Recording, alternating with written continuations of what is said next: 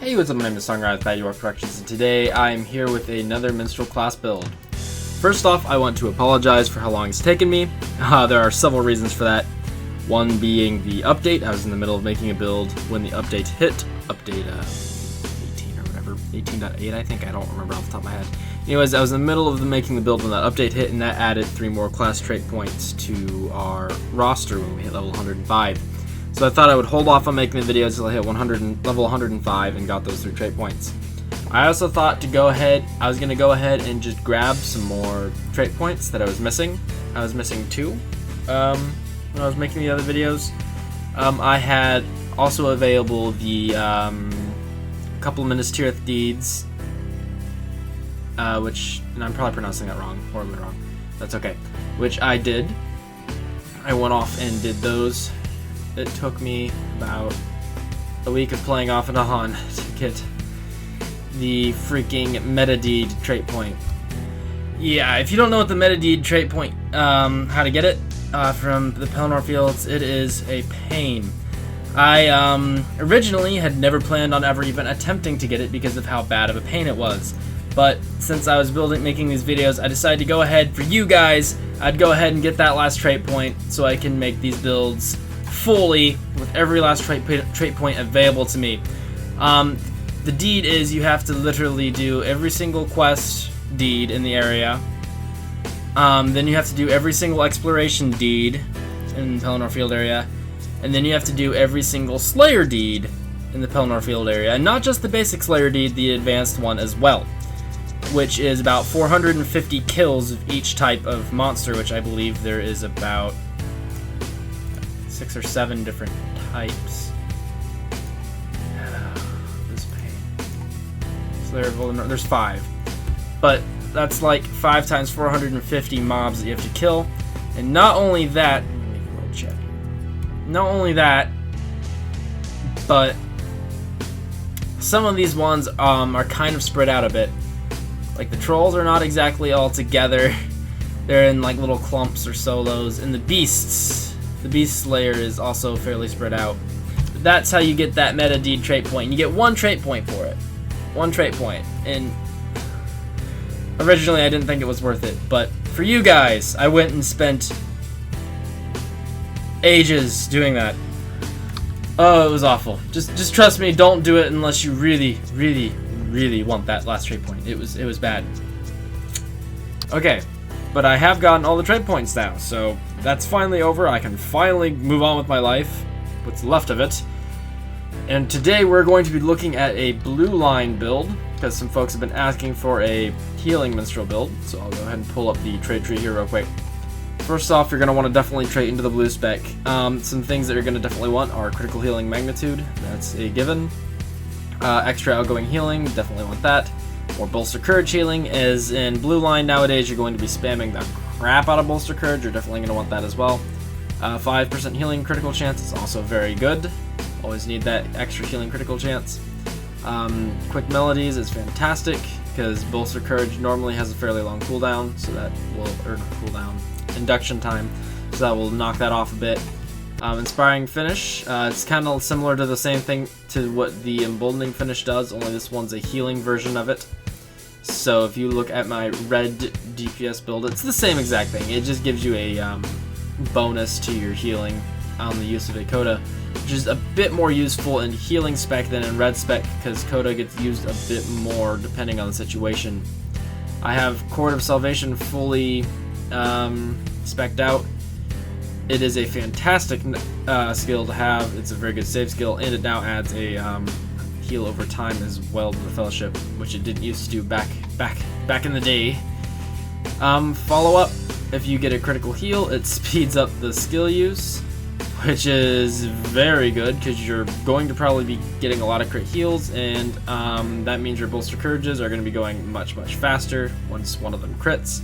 Should be quite often, so the speed induction time on that is going to be much lower with that. Pardon me. Of course, I have Triumphant Spirit traded, a save skill that heals the whole Fellowship by a crap ton. Inspiring Cries and Calls, which is fantastic for resetting Cry of the Chorus, which is a very useful skill, especially when healing.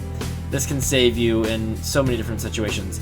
So being able to reset it on a healing skill, which you're going to be using lots of if you're healing, is fantastic. This can actually get reset by just using Major Ballad, which is amazing. It's wonderful. I also have improved Coda of Resonance to get that damage, incoming damage buff, which means the target of this Coda is not going to take as much damage. It gets a minus 10% incoming damage buff on them when you use the Coda on them. So that ups that a bit, which is pretty nice. So that's what I have in the healing line, going all the way down to make sure Chord of Salvation gets that extra jump in the healing, which puts the tooltip up quite high depending on stats and whatnot. I traded only one thing in red line. I got that Concussive Shout. Always want to have that. Oh yeah, what I didn't trade. I did not trade Pause for Breath, as this can be useful if you're having power issues. Probably more useful, I would say, in PvP when you're getting power drained. But you can also kind of counteract a lot of that with using Anthem of Composure and just making sure you keep using this every now and again to keep your power up. Again, I don't like the bubbles, so I don't trade anything to do with the bubbles. They're not very effective. Without that trait, which is just an extra 20%, it's only 1,000 morale, at least with my stats. Just 1,000, nearly 500, 1,500 morale, which is not very effective. I did not trait the Resonant Piercing Cry. There's times where I can see this being effective, mainly whereas if your group is not going to be moving much, if you guys are going to be just standing on one spot for a long time, this could be effective as it will increase the amount of healing your Bolster Courage does. But if you're running around in a PvP zone, you're going to be moving a lot usually, which means that you're going to get that Piercing Cry thing off. You're going to have a nice little area where the Bolster Courage is more, but your team's going to be moving in and out of it the whole time. Which means like 50% or more of the time that's not going to be effective, because your team is just going to move out of the area where it's effective, and then it's completely useless and a useless trait point. But again, if you're staying in the same spot, it'll be pretty effective. Otherwise, Again, bubbles, I don't use the bubbles. This one has a fairly long animation, unless they changed it since I last used it, and I haven't used this in a very long time. In the animation plus the it's very, very lacking on the bubble. It's even less than the personal bubble even. It's like 1,000 morale. It's less than your personal bubble, which is terrible. Terrible, terrible, terrible. I would never trade this, honestly, unless they really, really buff how much this bubble does. I just don't do it. Plus it has a, what's the cooldown? A 2-minute cooldown for 1,000 morale. It's like, it's not even comparable. Trading, I do normally trait this one on a different setup with blue line. This isn't a bad trait. Gives you some more mitigations when you use Soliloquy of Spirit. The extra bubble strength does not really matter, because again, I think with all these percentages added up, it might hit 2,000 morale, maybe on the bubble, maybe, very unlikely. And it's still a very small morale, especially when you're getting hit quite often for around 1,000 morale a hit. That's kind of average with a lot of the dungeons and stuff these days. Dungeons, I said shit. Instances, because I can English. So again, just don't trade the bubbles. It's probably not going to be helpful to you. It'll probably end up getting people killed as you're trying to get this animation off instead of being able to save people with just another Bolster Courage or something. So I traded one skill in the red line. A lot of people will trade Critical Strikes because this adds critical to your healing as well. That'll add a 5% critical to your healing. I do have another setup where I use this, except that I'm going for a different setup with the yellow line today, which is a lot more buffy, like a lot of buff that I'm doing with this one. I went 4 into here to get that cooldown knocked off. A lot of extra anthem duration. My anthems with my healing equipment set up are only 30 seconds, but if I equip my DPS sword, which has the anthem duration on it, it'll get about a minute. So with the right legacies, you can get a minute duration on your anthems with 4 in here, which is pretty nice. It's very helpful for your team's DPS. Of course, I have Anthem of Composure. You gotta have Anthem of Composure, especially if you're not trading this, because if you're not trading this at all, and you don't have this, you're going to run out of power. And again, I'd only trait this in probably PvP, or a instance that drains your power really bad, because this will keep you up in most most situations, no problem. When pardon me. Went full into the tactical mastery here. I sacrificed 1 on duration to get that extra 5% tactical mitigation.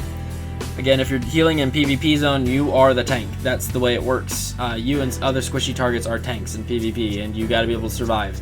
So as much mitigations as you can get is always nice. Now, if you've seen my red-yellow hybrid, you know what this does already. But sharing a story will allow your piercing cry to get reset every time you crit with a ballad. So I put 1 point in here. I wasn't going for the extra crit chance of ballads because I'm not really focusing on that. What I'm focusing on with this is getting that shield up, because it's another buff. It's not a fantastic shield, but what it does is it reflects some of the damage your team is taking back on your opponents, which is always nice. And it has a 10-second duration, and Piercing Cry has a 10-second cooldown. Plus, you're going to be resetting it all the time with your ballad, which means you're going to have a pretty much constant reflect going. I would say it's consistently constant reflect. You should have no reason for not having this up. Okay, so I'm in the Great Barrow Maze instance. Olfengolf, the Great Barrow. Undying Mountains. Yeah, that one.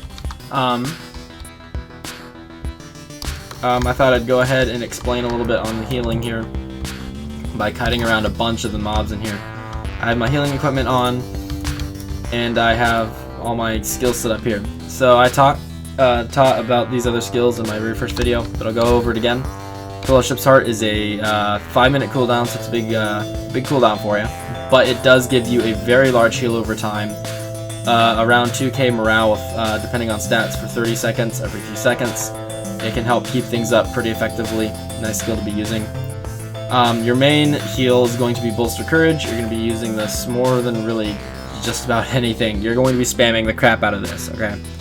And since they've added these skill trees, they've switched up the way that minstrels heal, and Bolster Courage has gone from being somewhat used to used consistently.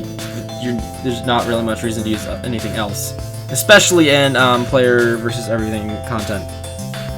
9 times out of 10 in a dungeon, you're going to be able to just sit there and spam Bolster Courage, and it'll keep everyone up.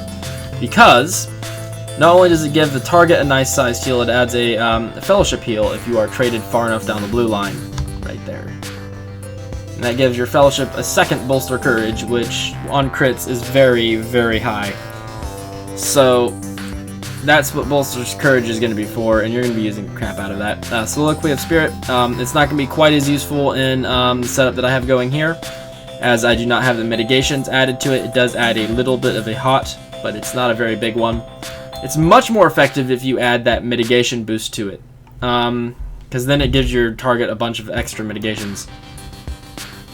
Raise the Spirit is not as useful as it used to be. As I was talking about the skill tree switch up, Raise the Spirit used to be actually fantastic. Bolster Courage was slow, didn't have all these induction time things where you can get rid of like half the induction time on it, and you wouldn't have time to get a Bolster Courage off that heals one target, so you would spam Raise the Spirit and it would do a decent amount of healing, plus it was pretty much instantaneous with no cooldown.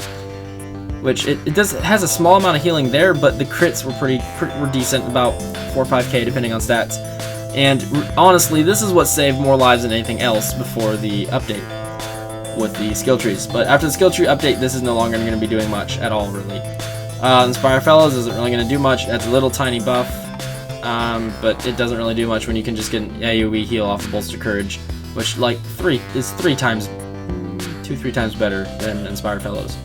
Cord of Salvation is a save skill. If someone's running really low on health and you don't think you can get a Bolster Courage off in time, just pop a cord on them. It'll usually heal them pretty high.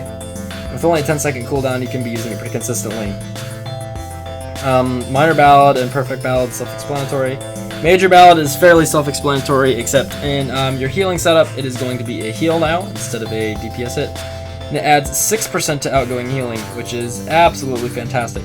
Having 3 of these up adds a good 18% to your outgoing healing. So you're going to want to try and have 3 major ballads up as much as humanly possible due to that giant boost of incoming healing. Plus, having 3 ballads up gives you your Anthem abilities, which we already know what Composure and Anthem of War do, and we also know what Resonant Anthem of the Third Age does. For those of you who haven't watched my first video, this Anthem of the Third Age is going to be the one Anthem you're using the absolute most. This one will give you a outgoing healing buff, which is fantastic. It will also knock off some skill induction time, also fantastic. And if you use your coda, it will also add a free bolster courage. Let me explain. Your coda, which is this one, is a very nice save skill, and it adds extra save skills plus a incoming damage debuff to your opponent. Adds an incoming damage debuff to your teammate. Trying to word that right, so that your teammate won't be taking as much damage. But once you use an Anthem of the Third Age with a coda, you get a free bolster courage. Which means when you click bolster courage, it will go off instantaneously even while you're moving, which means you can be kiting in circles and get free bolster courage. This is how you used to survive before the skill tree update. You didn't stay still before. You would just run in circles, getting codas up and using bolster courage with free bolster courages. That's how it used to be, but no longer. Before you put up Anthem of the Third Age, unless you're in an emergency situation, I would always suggest adding Anthem of War first, and then Resonant Anthem of the Third Age. What this does is this buff will go to everybody on the team. However, Anthem of the Third Age does not affect anybody else on the team, because this isn't really going to be a very effective buff for most classes in most situations. So the skill induction thing would be nice. What it will do instead is it will only affect you, and your teammates will keep the Anthem of War, which means you can give them a nice buff and get yourself ready to heal in like a couple of seconds. So when you have the chance, always make sure to hit Anthem of War first and then Resonant Anthem of the Third Age so that you can get your healing buff up. Triumphant Spirit, fairly self-explanatory, just a giant save thing. Giant save heal, it will heal your entire fellowship pretty much to full morale depending on debuffs and traits and whatnot. It's a save move on a fairly short cooldown, so it can be used a lot less sparingly than you used to have to use it for. The self bubble, again, it doesn't really do much to save you, except that will keep you from being interrupted, I believe. It will keep you from having your induction set back, which I believe also includes interruptions, which means that you can get a free bolster courage off, not free, but you can get a bolster courage off even if something's smacking you with that up. Your fear, this is Invocation of Elbereth, which is a nice fear. It will cause your opponents to run away in fear. With the orcs, it's fantastically funny. They run away screaming with their arms in the air and throwing their weapons and stuff. It is absolutely hilarious. The main use of this is to crowd control some opponents. It's especially fun to use on opposing healers in PvP, where you would stun them, and then once the stun is up, you fear them, and when the fear is up, you stun them again. Be some nice crowd control if you're not in emergency situations. So that's a nice skill to hold on to on a fairly low cooldown. You also have your flop, also known as Still as Death. The main use of this, there's a couple different uses of this. One is to get somebody off your butt for a couple of seconds. A lot of times Reavers, when you're fighting in PvP, Reavers will put a bunch of bleeds on you, and then they'll try to impale you with all those bleeds up to deal a crap ton of damage. If you flop when you have a couple of bleeds on you and just outweight the bleeds will go away, you can come back up and the impale won't do as much damage. Another use of this is just if you have a ton of things attacking you, you can just flop and let the things, either the creatures will just sit there waiting if it's PvP sometimes, or if they're mobs, they'll all just flip to the other targets that have aggro. Which is very nice, which allows you to get some breathing room and pop back up and heal yourself again. And it also is commonly used if there's a wipe going on in the dungeon. Make sure you can survive till last by flopping, and then all your teammates die. You can pop back up and revive everybody again, so you can get ready to go on to the next fight. This is really self-explanatory. It's an AoE revive, but it can only be used out of combat. Pretty simple. I'm pretty sure you can figure out how that works. This is a debuff remover. Removes one disease, fear, wound, poison, whatever. Has a short induction, and it's kind of effective. I mean, pots are more effective, but if you don't have access to it at the moment, that works. This skill here, called Ioriath, is a 100% critical chance and a 5% critical healing magnitude. The thing with this is any one of your heals can activate it, which means if you use Major Ballad, this will go off, I do believe. So I would save this for right before you use Triumphant Spirit or Fellowship's Heart or something to get a giant boost to the heal, because that will add a lot of healing to that heal.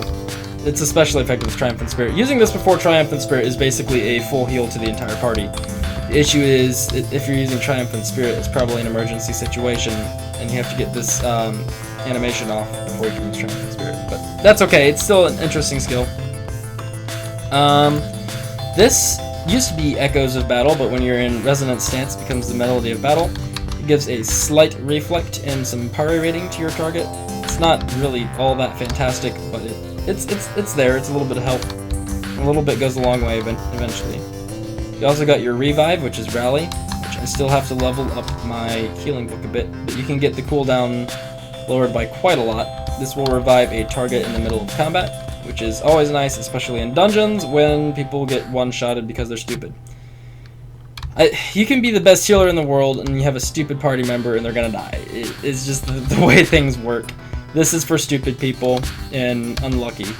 Or if you do happen to make a mistake, this is there as well.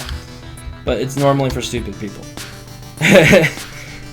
You also have the Gift of the Hammerhead, which is the ability to give a bubble to someone else, which again is a really crappy bubble. It's about as good as the AoE bubble, except it's not AoE. It sucks. I only really use this if I'm in DPS stance, because I can't really use anything else on my teammates. Like if I'm DPS traded in DPS stance, there's nothing I can do to really help my teammates there healing wise, except maybe chuck a bubble on them. That's not going to really do anything anyways. But it's there. Piercing Cry is what's going to be a very vital skill for this setup. Piercing Cry already gives you a stun on your target, which is fantastic considering it has such a short cooldown. Due to the fact that it can now be reset by using a ballad, getting a critical with a ballad will reset the cooldown on this, which means you can use it again, and again, and again, and again, and again, and again, and again, and again, and again, and again. It works fantastically in the DPS setup, and with this setup it will add a 15% reflect to your party for 18 seconds. Which will keep them well, it won't keep them from taking damage. Well, 15% of the damage. And it'll start doing damage to your opponents. Plus, you can use it on healers or people that are about to, or things that you just want to stun. And if you can get a lot of critical ballads in a row, you can go down a row of enemies stunning them. I've had times where I was fighting 4 mobs and I stunned all of them. Just ballad, stun, ballad, stun, ballad, stun, ballad, stun. It's pretty fun. And finally, you have your Spirit of Freedom. This is only really useful if the daze or stun lasts a really long time, because the animation for it is pretty long to begin with. So if you have a super long stun, yeah, use it, but the animation is so long that if it's only like a 1-second stun, you might as well just wait for the stun, because the animation will take longer for you to stand back up than to wait for the stun. Okay, so that was what the skills do and whatnot. I'm going to go ahead and show a little bit of how healing works these days. Go ahead and pull a bunch of mobs. When you first start a conflict, unless it's not a very difficult one, you want to hit Cry of the Chorus to get your abilities up and ready to go immediately. That's an ability I didn't explain, isn't it? Cry of the Chorus immediately acts as if you just use 3 ballads, which is awesome. So I'm going to go ahead and use Anthem of War because I'm not in an emergency, which if I had teammates, I would just buff the crap out of my team. And I'm going to pop that one, so I'm good to go and ready to spam Bolster Courage. Now, the main way to heal these days, in most... Oh, a disease pot on me, because all my stuff got... that was the use of the debuff remover. Unfortunately, I have to stand still to use it. But the main way to heal these days, due to the update, is to just sit here and spam Bolster Courage. Which, with the induction modifiers that I'm getting, is going to work very effectively because I get healed twice by it. Which means I could literally stand here all day and heal the crap out of myself with Bolster Courage. When this doesn't work is when you have a lot of mobs attacking you, or a bunch of PvP opponents attacking you. And they'll just start to outdo the amount of healing that you can do with your Bolster Courages, or they will begin to, what's the word I'm looking for? They'll begin to like debuff you or interrupt your inductions. If enough debuffs in the PvP zone and your inductions will be going super slow, which means that Bolster Courage is going to be quite ineffective just sitting there and spamming it. So what you're going to want to do then is you're going to want to kite as much as humanly possible. It's pretty easy to kite in here due to the fact that it's a maze. NPCs, it's not 100% effective, but it will slow down the amount of time they can attack you. As you can see, they're not getting to hit me very often, and I can just run from them all day, which means it's easy to also just heal all day, which means I can keep my team alive all day while they're fighting the boss, since the mobs can't hit me. It's a little bit less effective in PvP, though still extremely effective, which makes no sense, I know. But what I mean by that is, while you can get slowed and stuff, you'll still be able to like dodge around and make sure your opponents can't hit you. So if I was fighting a player, I'd probably be doing more of this kind of thing, running through them to make sure they can't hit me as much. So I just used my coda. Since I had Anthem of the 3rd age up, I'm going to have some free bolsters. If you spam the button, oftentimes you'll get multiple free bolsters. Not every time, just a lot of the time. Go ahead and use some major ballads to get my coda back up because I'm not really worried. Put the buff up, get Anthem of the 3rd age up, I'm ready to go again. Just run right on through here, as long as I don't get stunned. Okay, code up, boop, and free bolsters. 1, 2. So spamming that will sometimes give you an extra free bolster off of the coda. Doesn't always work, but it's awesome when it does, because that's pretty much a lifesaver right there. I didn't talk about this one. This one just gives you a speed boost and does some damage. You can use this, but I mean your main point is to be healing. This will help with kiting, however. So if you can get a chance to use it in the middle of your healing when you're kiting somebody, get a chance to escape better. This skill is actually a little more useful than when in DPS setup. Healer's Strike will give you a incoming healing bonus, which will allow you to heal a bit more to yourself, give you a bit more healing on yourself. That up, and Bolster Courage. Bolster Courage. Get that up. Oh, I have to put the buff on first. Don't forget to put that buff on first. Since I'm starting to get slightly low on power, like I would say 2 or 3k power missing from your bar, you want to start using your Influence Composure. Because if you don't like take care of it right away, it'll start compiling. Here's another skill. Perfect Ending will come up if you have fully traded and blue lined after you use a certain number of skills, and you can just pop it for free, fairly large heal. The animation is a bit long, but it's okay. It's not bad, it does do a good amount of healing. There's that. So, 3 bolsters, I'm fine. Default 3 bolstering buffs. I'm gonna try the Chorus up, or Chorus Salvation. Got a nice big heal. Uh-oh, I don't have anything up. Try the Chorus. No, I'm not worried. Oh no, my health is super low. No, it's not. And that's the way you're going to want to fight a lot of things, is by kiting. The only time I would say not to kite is when it's like a PvE situation and all your melee people are trying to hit the target. They don't really want you to run around in circles while their target is chasing you. Because then their target is also running around in circles, which is problematic for them. Now I'm going to start using Piercing Cry, which I don't normally use Piercing Cry very much in my other healing setup, but I'm going to be using this one more now, because that's going to be giving me a damage reflection to them, and give me some more power rating. Which means that when I run through here, see if I can get that to come up. Oh yes, it looks like critical heals, major battle pull. Yep. That'll allow you to do a good bit of DPS and healing, as you crit a lot with that skill. Oh, I've literally, every single time I've used Major Ballad so far, it's come up with a free Bolster Courage, or free Piercing Cry. So that's going to give you a lot of Piercing Cries. There's no reason not to have this flecked up at all times with that ability to have like permanent Piercing Cry up. So every time you crit with this, you get a Piercing Cry. So use it. Just spam the freaking crap out of Piercing Cry. Boom. Hit him. Okay. Again. Okay. Oh, I didn't crit for once. What the heck? Oh, now I'm not critting, since I said I crit every time.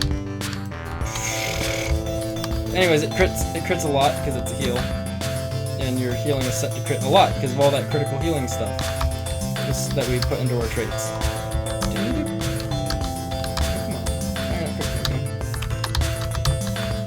Yeah, you're gonna get a lot of piercing cries up with that, so that you can use that a lot. Okay. You want to dodge in between them if he's an enemy, PvP enemy. Oh shoot, I have to take care of that or I will die. If you get stunned though, you're in huge friggin' trouble. Oh, I'm gonna get stunned. I'm so gonna get stunned. Oh, it went away. Okay, thank goodness. I could have swore I was gonna get stunned there because it removed the wrong stuff. They are power draining me. I gotta get that power restore up.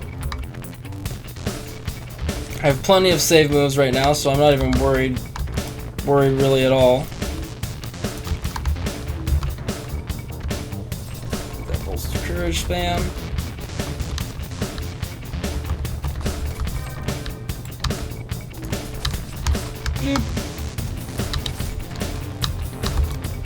And then that's how I would kite a PvP opponent, is just running in and around them a lot. And if you can break away from them, like they forget to put their slow back up on you, then just keep running. Don't let them catch up again, because then they'll put another slow on you. And if you can, the longer you're away from them, the more healing output you can do, because you don't have to worry about yourself as much. This also is really, staying away from your opponent is really nice in DPS as well. Because then you can do more damage without having to heal yourself or use survivability skills. Again, my suggestion would be to definitely kite a lot unless you're doing PvE instances. I'm sure there's other folks with different ideas on how to set up your traits and whatnot. If you have any other ideas or ideas that you think would make this a better build, please let me know. I'm always looking for new ideas and new ways to make my builds better. I'd love to hear from you, so please post in the comments below if you have a new build idea. Or you want to see something that you can do to improve my build that I'm using right now. Oh, I can't believe I didn't get a second cooldown on that. Oh, it has a 10-second cooldown. So, thanks for watching. This is SongRider